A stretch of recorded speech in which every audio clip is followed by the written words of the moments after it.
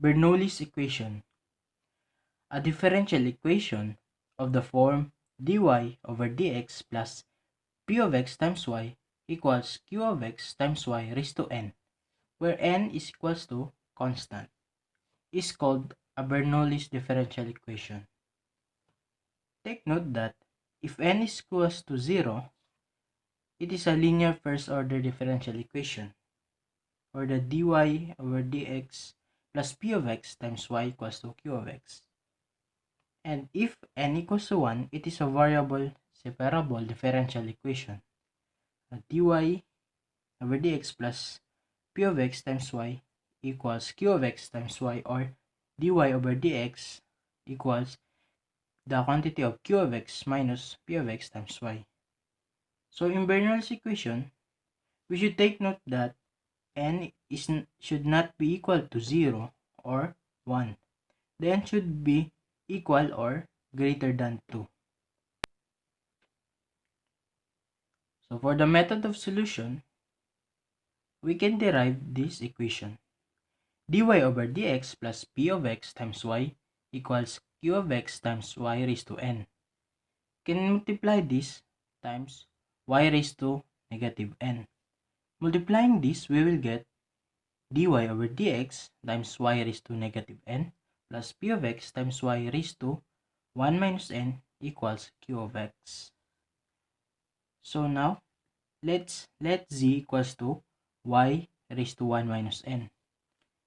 If we derive this using power rule, we will get dz equals to 1 minus n times 1 raised to 1 minus n minus 1 dy. So next, we can simplify this and we will get this value. Dz equals to 1 minus n times y raised to negative n dy. So, if we divide this by 1 minus n, we will get this value. Dz over 1 minus n equals y raised to negative n dy. So, since this value is equal to this one and z equals to y raised to 1 minus n, we will come up with this 1 over 1 minus n times dz over dx plus p of x times z equals q of x. Now, let's multiply this by 1 minus n. Multiplying this, we will get dz over dx plus 1 minus n times p of x times z equals 1 minus n times q of x. So this one, we already reduce it to the linear differential equation. So this would be the p of x and this would be the q of x. So first, we'll recall the linear differential equation. So for linear differential equation, we have dy over dx plus p of x times y equals q of x. So its integrating factor equals e raised to integral of p of x dx, and for its general solution, it's equals to integrating factor times y minus the integral of integrating factor times q of x dx equals to c, or constant. So in Bernoulli, we will have a new value of p of x, or we can call it p bar of x equals 1 minus n times p of x. And for the q bar of x equals 1 minus n times q of x. For the integrating factor equals e raised to the integral of p bar of x dx. So now let's proceed to the general solution. For the general solution, the integrating factor times z, which is our new variable, minus the integral of integrating factor times q bar of x dx equals to c.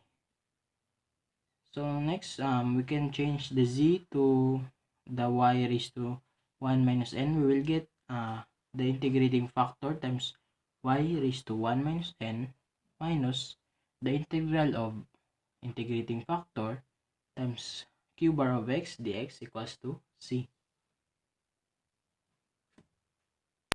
So now, let's solve problems.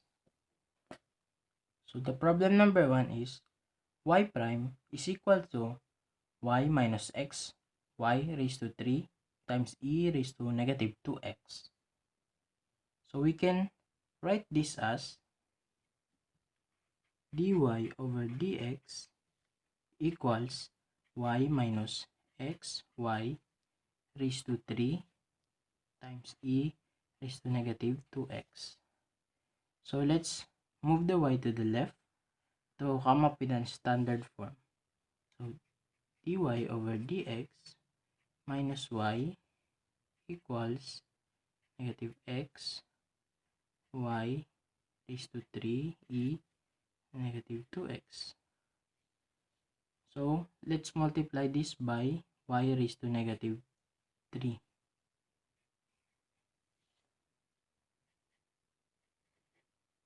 So multiplying this, we will get y raised to negative 3 dy over dx minus y raised to 1 plus negative 3 equals x times negative x times e to 2x. So simplifying this, we will get y minus 3 dy over dx minus y raised to negative 2 equals negative x e negative raised to negative 2x. So now let u equals to y raised to negative 2. So the derivative of this is du equals negative 2y raised to negative 3 dy. So if we divide this by 2, we will get du over negative 2 equals y raised to negative 3 dy. So since this is equal to this value and u is equals to y minus 2, we will come up with this 1 over negative 2 times du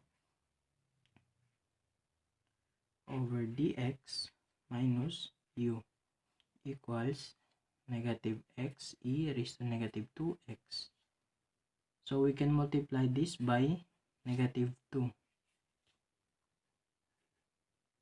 Multiplying this, we will get du over dx plus 2u equals 2x e raised to negative 2x. So this one is already in linear differential equation. So next, we're going to solve for the integrating factor. So if integrating factor equals e raised to integral of p bar of x dx equals to e raised to integral of 2 dx, which is equals to e raised to 2x. So now let's proceed to the general solution. So for the general solution,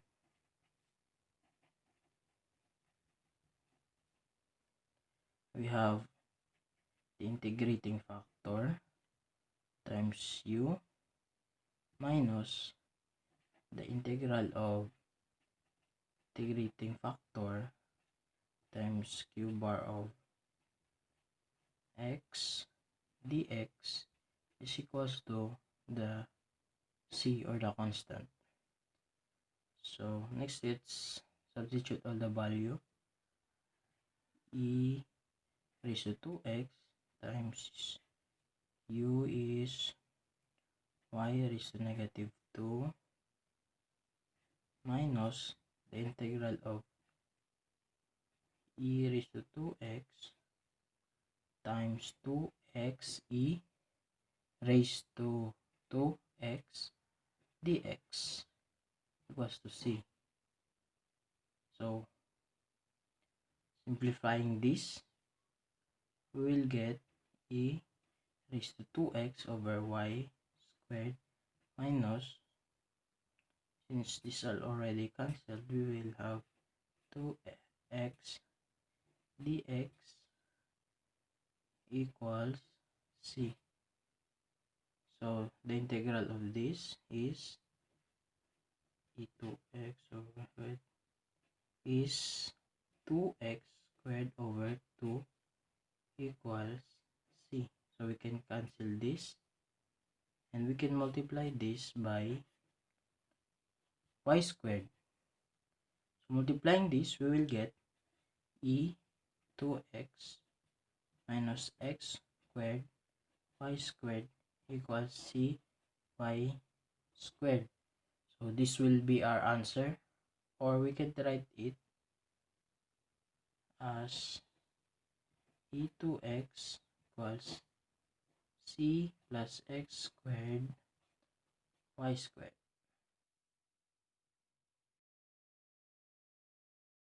So for the problem number 2, 2x cubed times y prime equals y quantity times y squared plus 3x squared. Sulat muna natin si y prime as derivative of y with respect to x na expand to y cubed plus 3x squared y.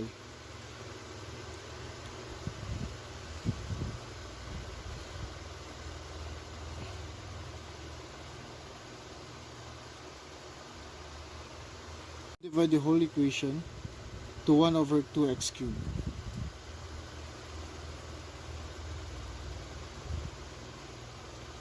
Then we get the derivative of y with respect to x equals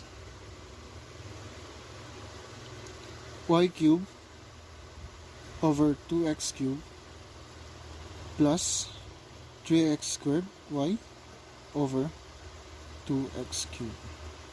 Simplifying this by dividing these two, then move to the left side. So here it goes.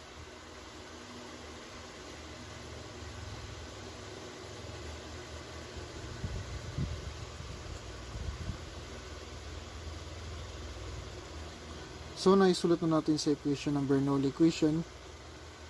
Then divide natin sa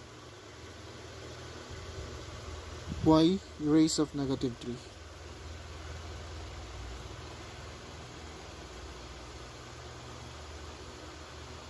Multiply natin to para matira sa right side ng function of x, and that same by multiplying it by y raised to negative 3.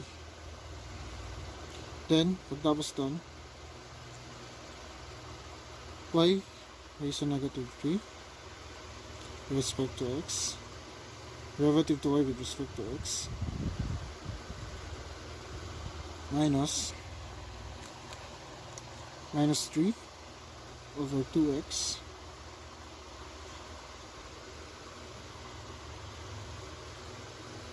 times y raised to negative 2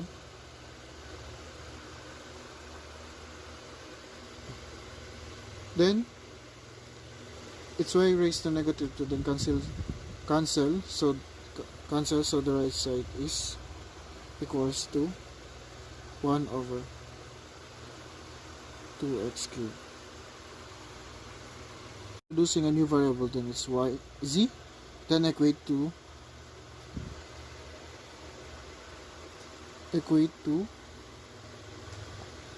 y raised to negative 2. Reduce Bernoulli to linear differential equation, taking the derivative of both sides, then it's negative 2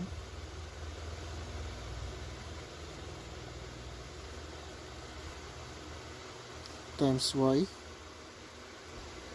raised to negative 3 dy. For this term, derivative of z over negative 2 equals y raised to negative 3 dy. So then it's 1 over negative 2 times derivative of z with respect to x minus 3 over 2x times z. So z is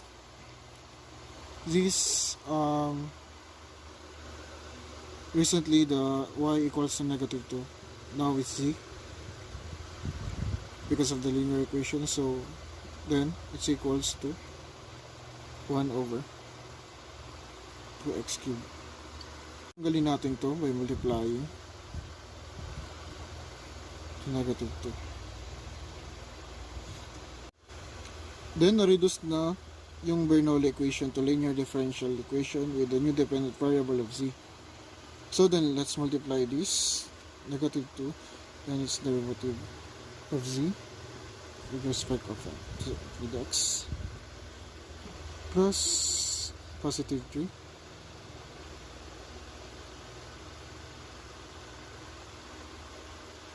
over x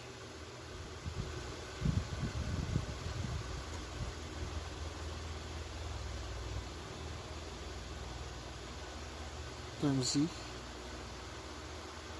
then is equals to negative 1 x cubed. So here it's positive 3, then cancel 2 over x by multiplied by z, then equals to 2 over 2.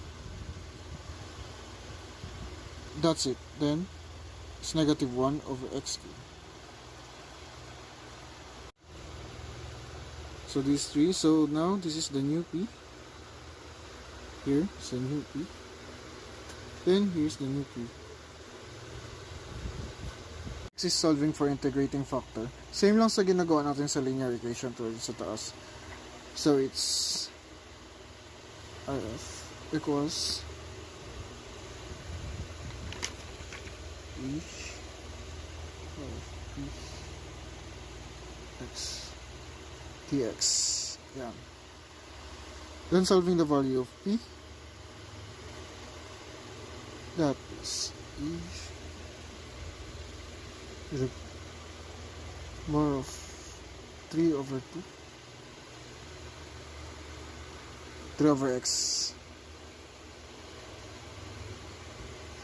dx equals e raised to 3 ln of x. We can make 3 as an exponent of x. We simplify further way, simplifying further to x cubed. For general solution.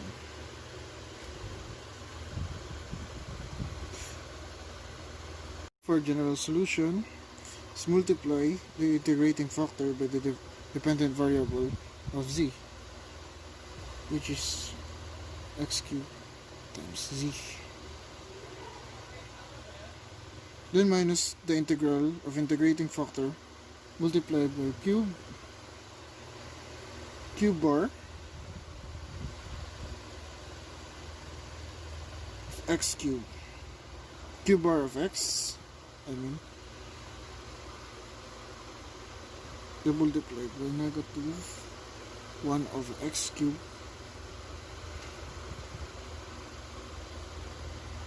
dx equals c. The next is x cubed times, then the z will change it to y raised to negative 2, then minus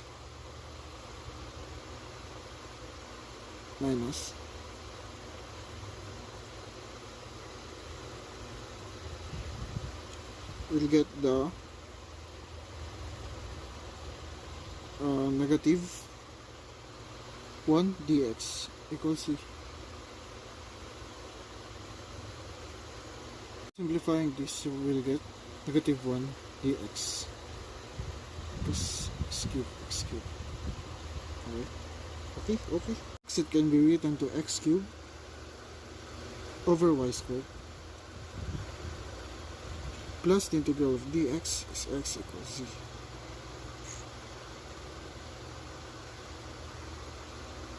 Then to multiply the whole equation, we need to multiply it by y squared. So then negative 1 times negative is positive. So to remove the denominator, then we will get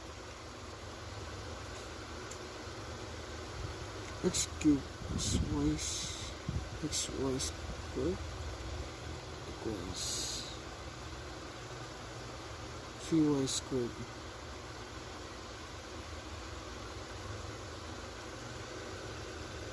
Then to add all the y on the right side, then we will get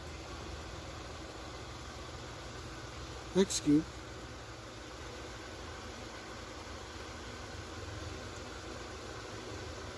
minus c minus x times y squared. So that's the whole equation.